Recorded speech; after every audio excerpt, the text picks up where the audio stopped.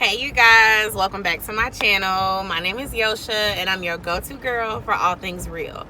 So I'm back with another quick car chat, and I wanted to talk to you guys about growing on YouTube. And I recently had some content go viral, and I wanted to share my insight because I've been on YouTube for a while. I'm nearly at 8,000 subscribers, and I strongly believe that I will hit 10K this year.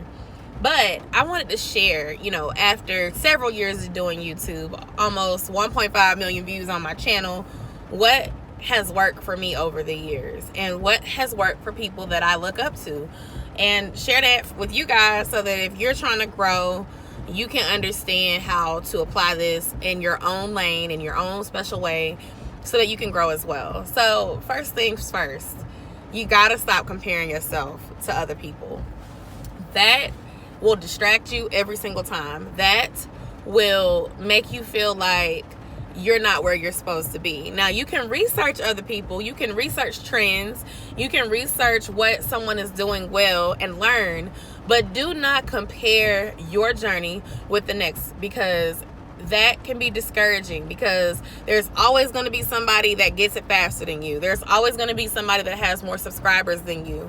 There's always going to be somebody that is a peer of yours that had less than you, that may exceed where you are. I've seen plenty of my friends that have huge channels start with where I'm at right now or less than where I'm at right now, and they hit their viral video and they are 20,000, 60,000, 100,000. I have a handful of friends that have done that, and I've always clapped for them, because what is meant for me is for me.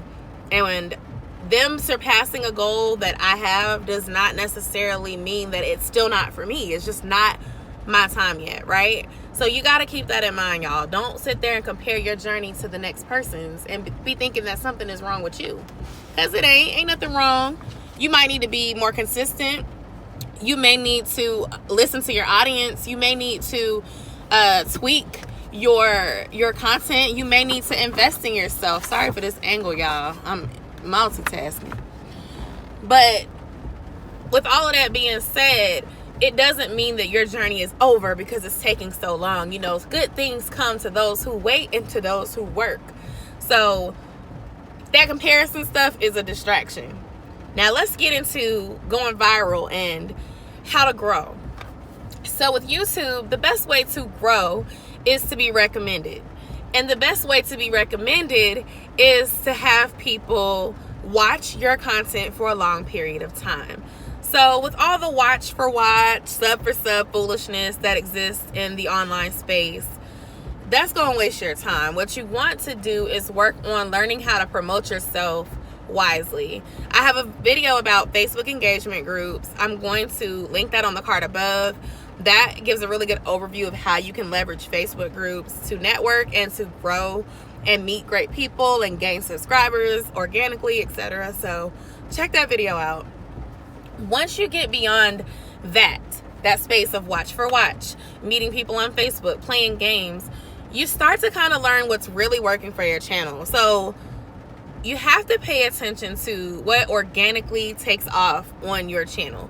Now, granted, when you're posting a video, you might promote that video that week on your social media. You're using hashtags on Twitter, on TikTok, etc. And you'll be able to get everything that you need out there with a quickness, right? But eventually, you stop promoting that content and you start working on your next project. And maybe there's some video that you made 3 or 4 months ago that people are still watching. They're still commenting on.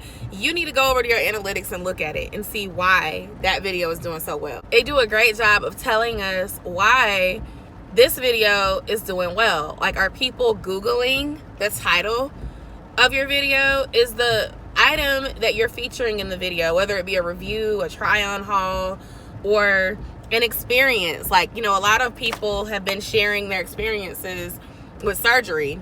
And so, like, if you do a video about how you got a breast reduction or a BBL or God knows what else, that's gonna probably rank really well right now because it's very trendy. A lot of people are searching, a lot of people are interested in getting their bodies done. They're looking at that type of content. On the other hand, the same would apply to new makeup launches, Savage Fenty launches, pretty much anytime anything launches. When the PS5 launched last year, that was trending. You have to kind of be aware of what's trending in your area. And don't be afraid to try new things. Now, I'm not saying you gotta just do something completely new to get your channel to pop, because what you don't want to do is do something random that you're not gonna be able to keep up with. Like, some people started bringing those busted challenges and the crybaby challenge and the savage challenge and all that stuff to YouTube, but then they don't want their channel to be a dancing channel. So it's like, if you don't want your channel to be a specific niche, then you got to be careful about doing content to go viral in an area that you're not going to want to maintain. Because if you gain a very narrow type of subscriber count, when you upload content that's not related to that topic, people are not going to want to watch that, because they're going to be like, well, I subscribe for challenges. You're not doing challenges anymore. It applies to pranks. It applies to couples content. Just anything. Like, if you hop on a trend and it's not something that you plan to keep doing, you will get stuck. You will get stuck, sis, bro, whoever's watching. You will get stuck doing that, because if you had 500 subscribers and then you end up gaining a bunch more because of doing some sort of... Oh, hold on, y'all. I'm picking up my son. Oh, I'm sorry. Sorry, it's open now. Good, how are you? Hey, Josiah. You have a good day at school? I'm gonna move over to this side right here so you can get situated. I was in the middle of filming a video. So. They're still filming.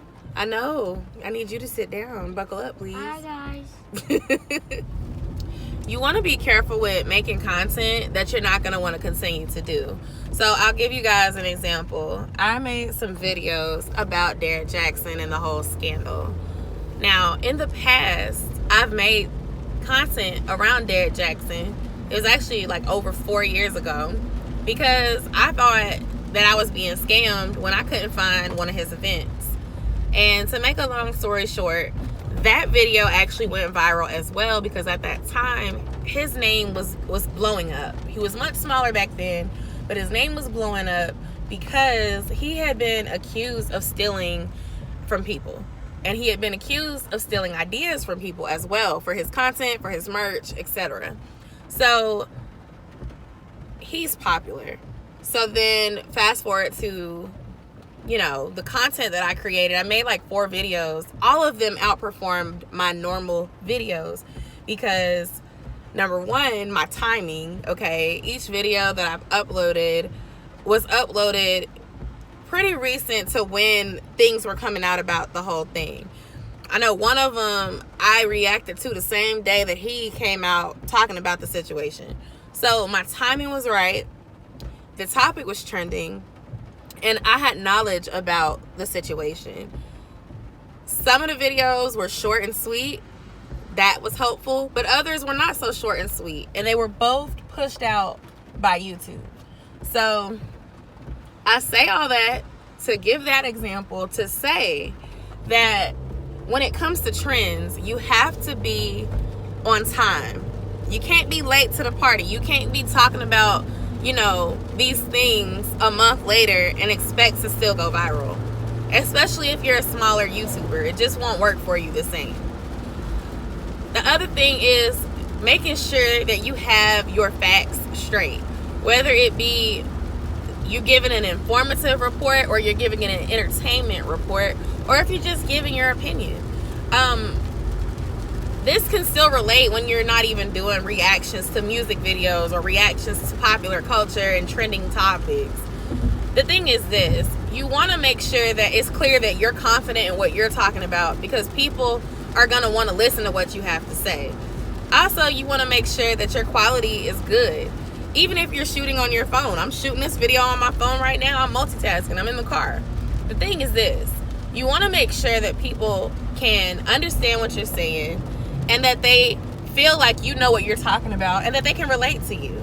If you can do one or all of those things, then you're going to be good when it comes to being recommended.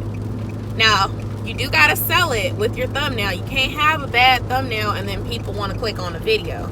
So you don't have to have Photoshop or anything that costs money, but I do recommend that you look at Canva or what's that other one?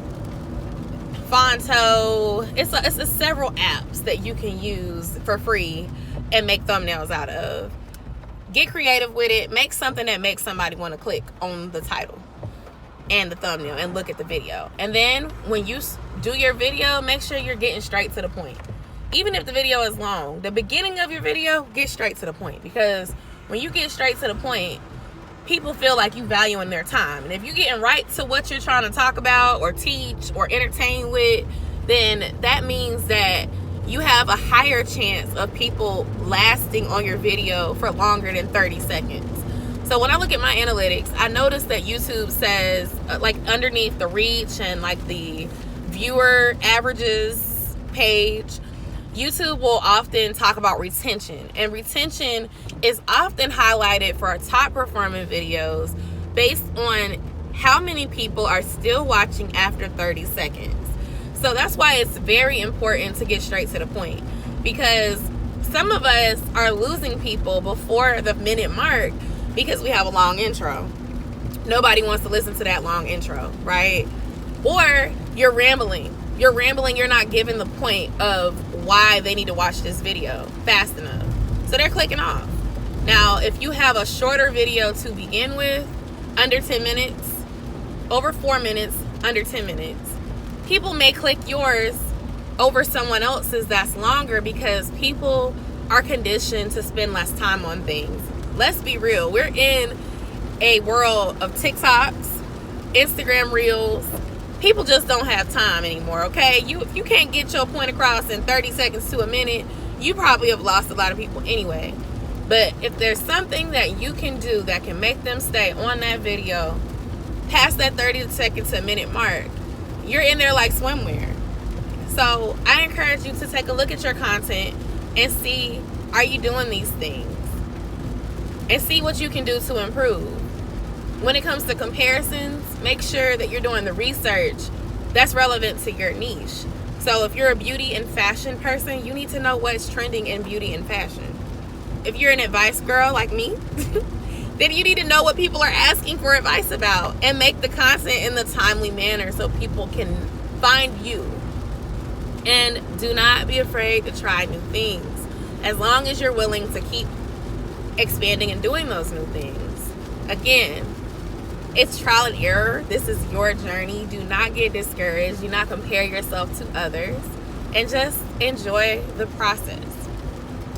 Anyway, I just want to say thank you so much for watching this video. Please give it a thumbs up if you found it useful. Subscribe, and I will see you hopefully in the next video.